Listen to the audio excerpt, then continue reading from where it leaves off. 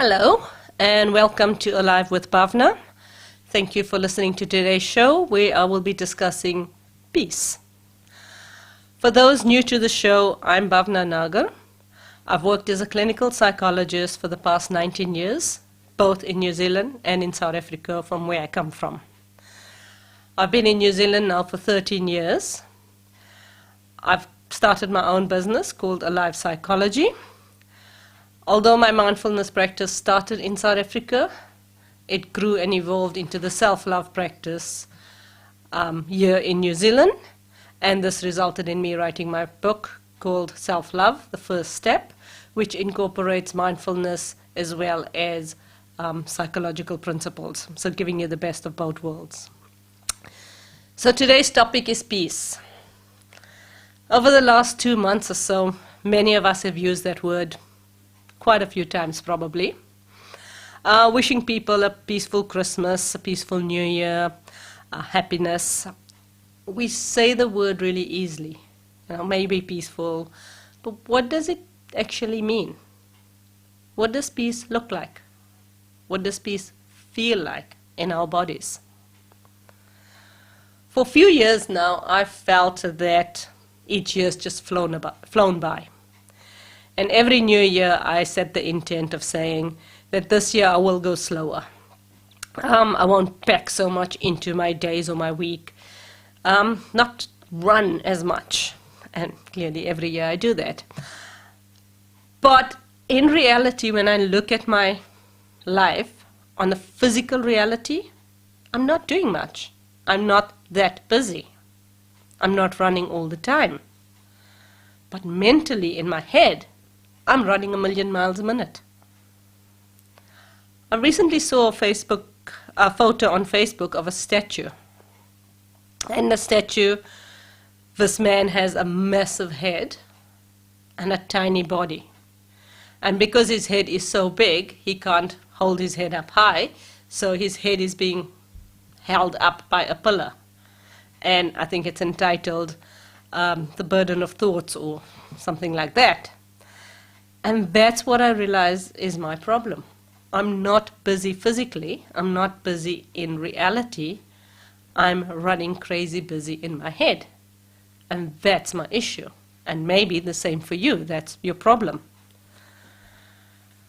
And because we're so busy in our heads and head heavy, we've actually disconnected from our bodies. We've disconnected from our hearts. We've forgotten that we're embodied beings. So for me, peace, like love, is a verb. It's a doing word. It's a call to action. Action number 1, stop and be still. Ironically, the first call to action in order to find peace is to stop. The physical stopping might be difficult for you, because we're so programmed to keep moving. We're so programmed to keep busy.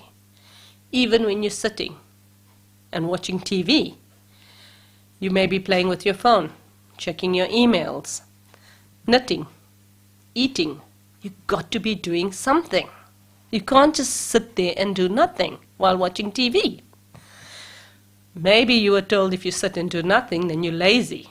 And God forbid we cannot be lazy, so we make sure we keep doing something. But if we don't stop, we don't get a chance to catch up with ourselves. Think of this as having twins. One child is boisterous and loud, the other one quiet and reserved. In the household, the only opinion that we hear is the boisterous child's, because we don't take time to stop and listen to what the quiet, reserved child has to say. So the only opinion we're working with is the boisterous child. Over time, the quiet child becomes even quieter because no one's listening to her. The boisterous child is our mind, and the reserved child is our heart. The household is our lives. Who's running your life? the boisterous child, the reserved child, is the balance between the two, is the harmony. Our hearts do not shout and make big deal. It speaks quietly and softly. We need to be still in order to hear and connect with it, to feel her, to acknowledge her. Otherwise, we live our lives fully determined by the one twin, and only half of our reality is lived, completely ignoring the other half of our reality. The outer expressions of the heart is loud, like falling in love, loving someone, loving our children. It's a force unlike anything in the world. The second call to action, or the second action point, is to be silent. Again, we are being asked to do a non-action in order to connect with peace. This step is even harder than the first step. Silence? What's that? How do you do that? Silence scares us more than anything else in the world. Monsters under the bed, easy to deal with.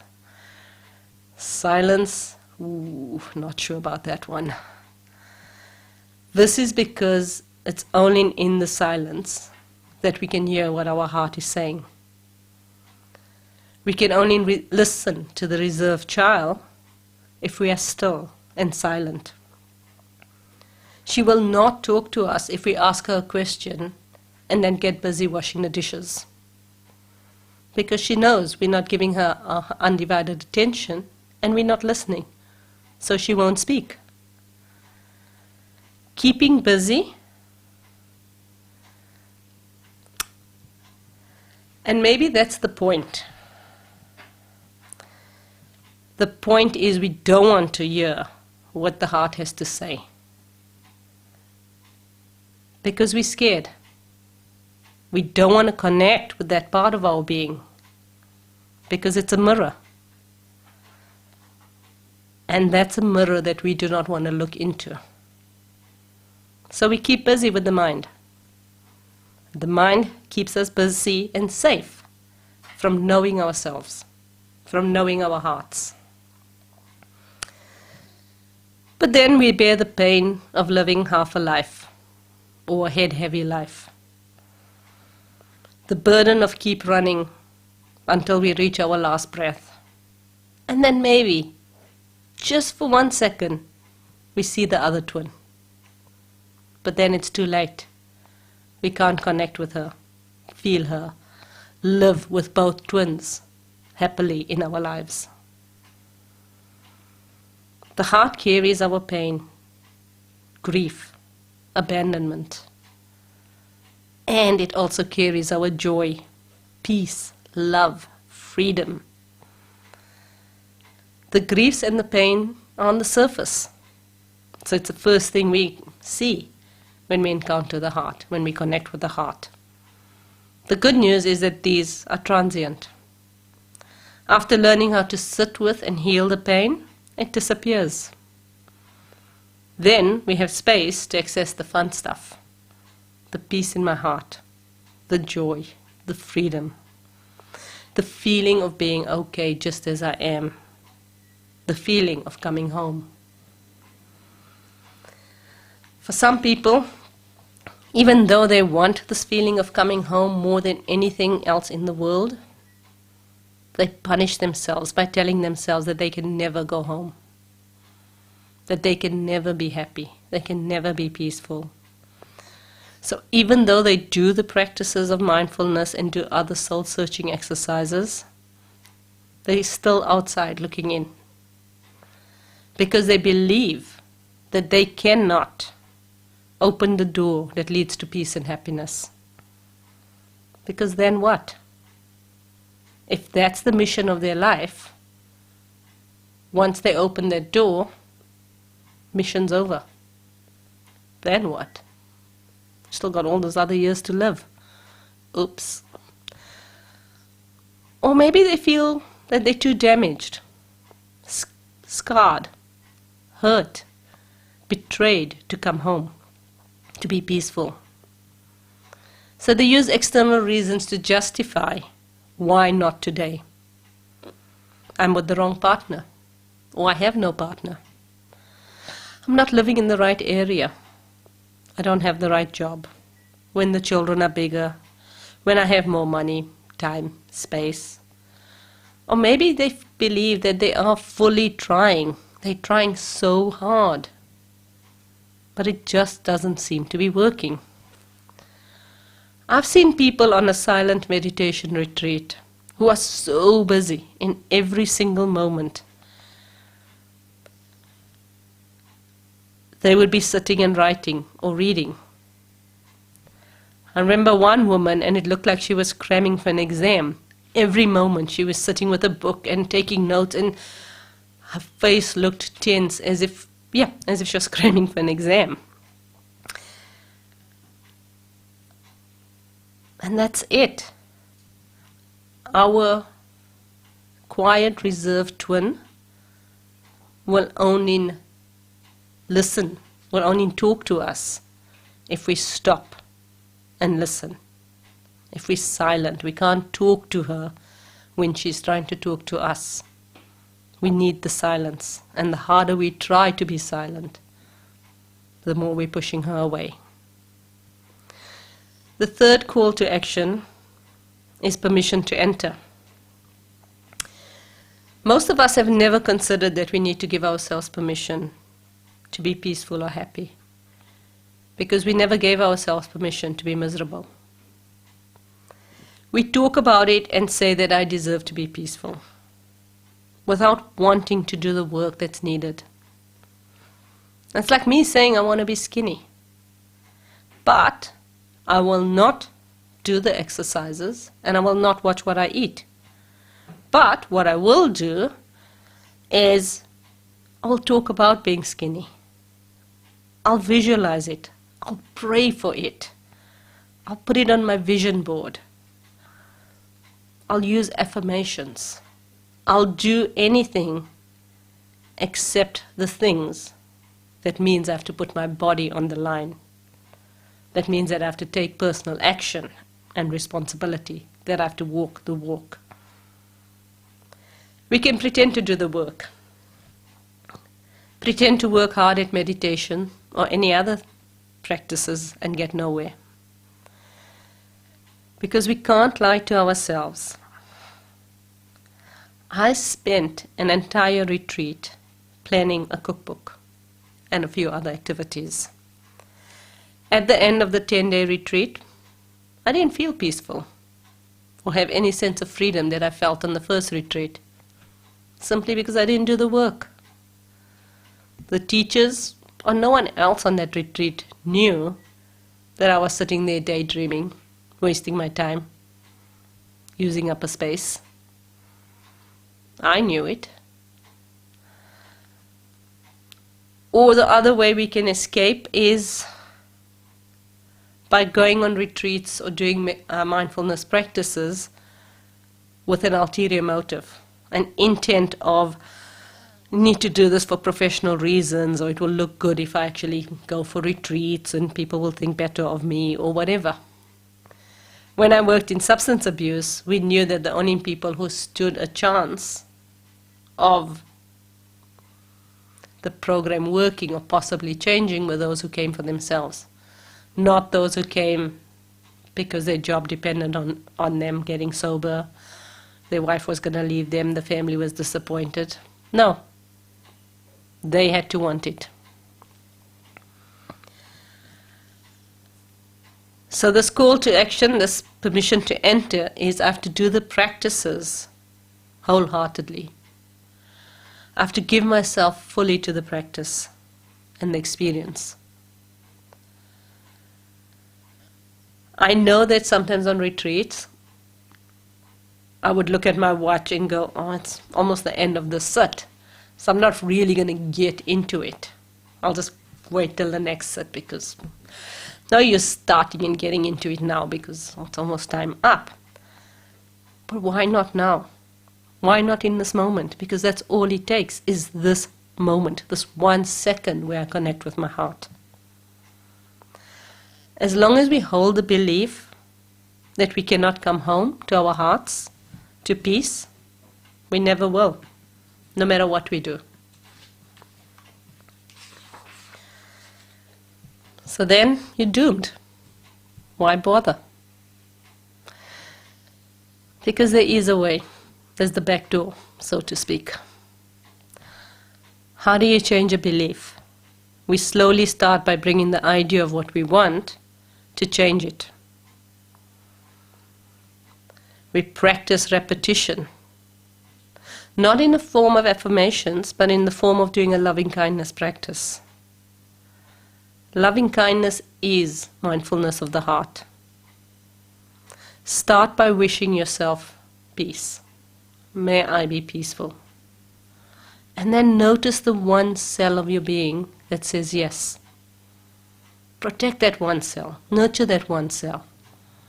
And allow that one cell to grow into 2, into 4, into 8, until you feel what it feels like to be peaceful. And then you have a bodily experience of what peace feels like. Then you have a lived experience of peace. And guess what? You're already in the house without trying to crack open the gate. That's how we get in through the back door. The 4th step, or call to action, is to take action externally. Until now, all that I've spoken about is connecting with your peace, within your mind, within your body, within your heart. This is the necessary first step. It is to start with you and to connect with your heart. Action number 4 is different. It's about our external connections. A barrier to peace in our hearts is that we hold on to grudges, resentments, hurts. Like I said earlier, the emotions are on top when we access our heart. They cover and hide the peace and the happiness. Sometimes the grudges, resentment, and hurts can be released through psychological exercises or through mindfulness practice. And sometimes they need to be done in reality, especially if they pertain to a loved one who is still alive and regularly in our lives. This is not about pointing a finger and blaming, because that just fuels the resentment, anger, and hostility. This is about coming from the heart and forgiving the other person. Forgiveness is the magic balm that heals our wounds. Forgiving fully, not with a but attached to it. By doing it personally, we're also practicing showing our vulnerability to our loved ones, gifting them the real me, the unprotected version of myself, trusting that they will not harm me. And that is why I'm standing here unprotected and vulnerable, because they are safe. I am safe. Those are the 4 actions to reaching peace. What does that look like practically in everyday life? I'd say start with decreasing the amount of noise around you. Switch off the radio or the podcasts. Have some silence in your daily environment. Every moment does not have to be filled with sound. Drive to work in silence. Take time to do the self-care activities, focusing on what you're doing. When you're in the shower, allow yourself to be in the shower, not mentally doing something else. Connect with your body. Notice your body, not in a judgmental or critical way, but in a loving way. Eat quietly. No radio, TV, music, or reading. Just you and your food. It's still lovely outside. Sit outside. Eat in nature. Notice the birds, the butterflies, the plants, the environment. Go for a walk without your earphones.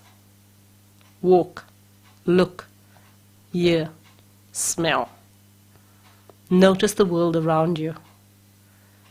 Keep bringing your mind back to where you are rather than replaying your day or that event. Do a formal mindfulness practice most days, gifting yourself time and space to just be. When talking with loved ones, talk to them, make eye contact, actually be with them. Same when playing with children. Play with them. Allow their joy, allow their freedom to infect you, and just have a glimpse of that freedom and joy.